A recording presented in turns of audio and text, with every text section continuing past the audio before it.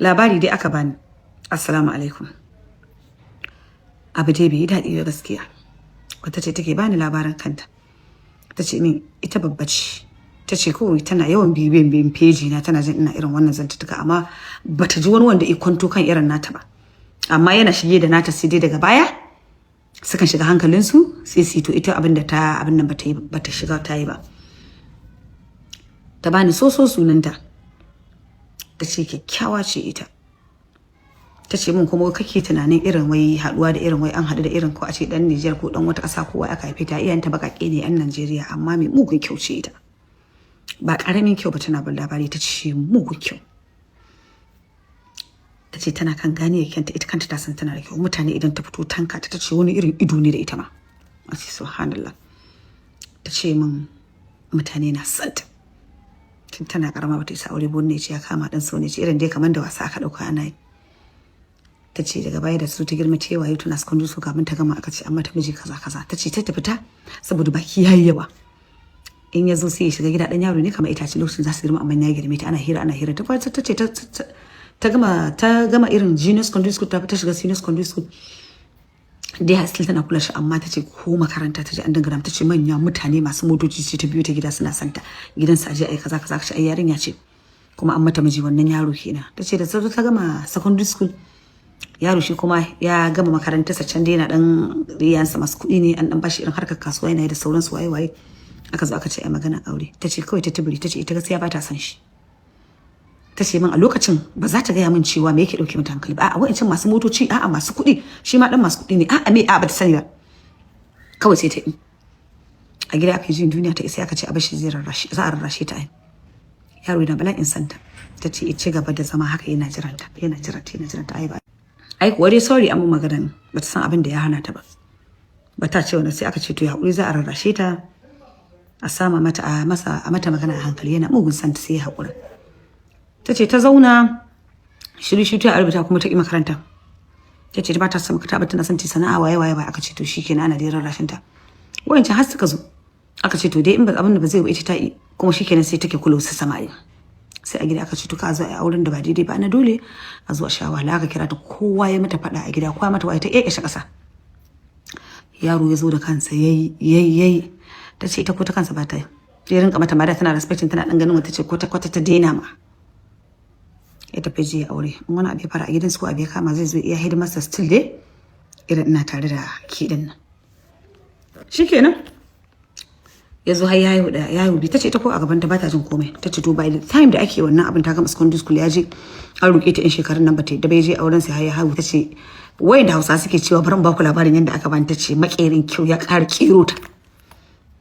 Kowa ya gante yana santa. Ta ce kullum sai dai in bata fito sai an ce ana santa. Ta ce dai auren ne ta yi shi dai maza suna zuwa wannan izo aure a gida, sai aka ce to ko dai ba ta da lafiya ko dai irin rashin lafiya, irin aljanu sun shige ta da sauransu. Aka fara neman magani a nan ai wannan turare a wancan. Ta ce ina ta ki. Ta ce ta tafi ta je ta samu wata kawa ga ita da kawar. Ta ce kawai harkar sai su ba ruwan su, ita kawar sai ta samu miji.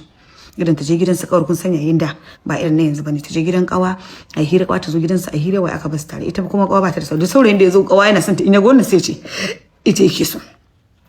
Shikenan aka ta ga kawa ta samu ne, aka zo aka yi aure, aka samu ta sha ita dan ta ga tana da kyau, shi yasa ta ki aure kaza waye dai.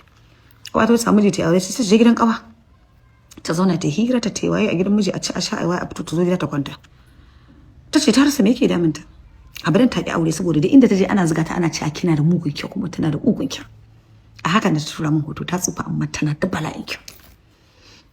Ta ce Hajiya tafiya wanda saurayi na fayafa yan sabi, kawata ta zo ta aure ta mata fara haihuwar ta, shi ma ya ci gaba da haihuwarsa. Kai tun yana kula ni. Ta ce har ya zo koma ma sai mun haɗu mun fara girma. Ta ce sai mun zo mun fara mun haɗu muna cewa sai gani na ce aikin ki aure na kaza shikenan na bari na gonda zai aure ki yanzu, irin dai na mata wasa ya ce wanda ifi ne da nake gani ke da ni tun na yaranta. Ta ce Hajiya ta shekara 40 a gida.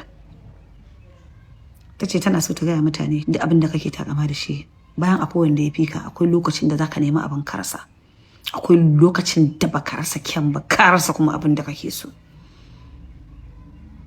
ta ce ana haka ta ce ya fa kamata ita ta me za a ce ta yi aure ita ma ta ce na ɗaya ba ta yi makaranta ba ta yi da secondary school ta tsaya ya sana'a take yau da daɗi gobe ba daɗi tana da kyau wannan a zo abin nan kuma ana ba ta kyauta da ba ta ce daga kai wannan stage din maza suka fara rabuwa ba sa kula ta irin da sauran sai dai ta binnan ta zama wata iri ma ta ce a'a ya haka ta ce sai ta fara to bari to kanta faɗin sai aure duk wanda ta kama aure sai ce yana zuwa because ta yi kwana biyu ta kai 40 ta ce amma still bata wannan ta shiga te kuka ta tunanin sai ce ai ba komai za ta samu ta ce haka a 40 sai wani babban mutum sai aure ce yana da mata biyu ta bayar da an yi kusa sai ce ai ta da kinta bai saka ta gidan mata biyu miji sai ta jira sai ta ki ta ce anan mistake din take ba ta yi tunanin ta shekara 40 ba ta wuce wani ya zo auren ta haka da mun irin wannan da zai aure ta tana tunanin yaro mara mata zai zo aure wannan irin duk ba ta yi tunanin ba kawai sai ta yi tun da ya ƙara zuwa sai ƙara hura mata wuta cewa zan iya samu ta ci gaba da zama ta ce to hajiya an yi abubuwa da yawa a cikin zamana da nake ta ce amma bari in kai ki ƙarshe kuma ta bani labarurka saboda wani tana yi sai ta tuna ta rika kira mun manyan mutane da san sun neme ta san da aure ƴaƴan su waye taki a gida aka rabu da ita suna aure aka ce to wasan yanda za a yi da ita batun da ta yi ta ce ƴan gidansu suna da kyau amma wani irin abu da Allah ya mata sai ita ce take da wani irin kyau ne da ita na daban gaba ɗaya ƴan gidan kamar ba ƴan gidansu ba suna da kyau amma babu wanda ya kai ta ta ce hajiya wannan abu yau da daga ina da kyau inda naji ana aiko inda naji sai an magana ta ai maganin ido na ai maganin waye komai ana cani ta ce ya rinka karzugan ta ce da mutumin nan ya zo na kiyarda na ce ai ni mata bi ni yanzu saurayi kaza ce wani saurayi ne zai aure ki waye kaza ta ce ki aure na ta ce yana tafi aka ba da ɗaya ba iyaye na dan na rasa su gaba ɗaya sai yan uwa sai aka binne gida ni kadai kowa ya aure a gidansu sai ta kadai aka bari so ita kadai sai irin kanne maza sai irin sun yi aure waye sai ita take zaune da gida waye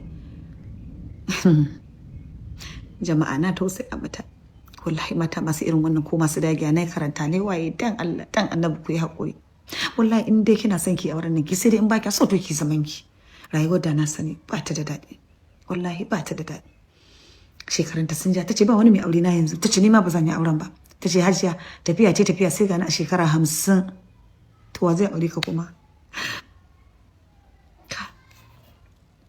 wallahi tace kawayen ta sun yi auren jikoki aure irin na yanzu ka auri da nan da nan ya gama digiri ya aure yana shiga ya haihu shi ma wasu kuma ba su aure ƴaƴan sun ƙeda su yi makaranta so ƴaƴan su din ƴaƴan ƙawayenta sun ƙeda su yi makaranta so suna fita secondary school suka musu aure sun yi tace har sun yi auren jikoki ƙawayenta tace to anan shi ne tace kuka baya yanke mata tace ta kamar mahaukaciya ma take tunani tace bakasar zaka ganta bukusun zaka ganta har su meke mata dadi